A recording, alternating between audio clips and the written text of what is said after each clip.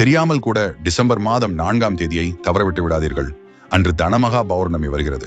இந்த நன்னாளில் என்ன செய்யலாம்? அன்று வரும் தர்ம கர்மாத்பதி யோகத்தால் எந்த ராசிக்காரர்கள் ஜாக்கிரதையாக இருக்க வேண்டும் என்பதை பற்றி பார்ப்போம். நீங்கள் முருக பக்தராக இருந்தால் இந்த பதிவை பார்த்தவுடன் லைக் செய்து ஓம் முருகா என்று காமெண்ட் செய்து, கார்த்திகை மாத பௌர்ணமி மிகவும் சிறப்பு வாய்ந்ததாகவும் புனிதமானதாகவும் கருதப்படுகிறது. கார்த்திகை பௌர்ணமி நாளில் விளக்கேற்றி விரதம் இருந்து சிவபெருமானை வழிபட்டால் பாவங்கள் நீங்கி மோட்சம் அடையலாம் என்பது நம்பிக்கை.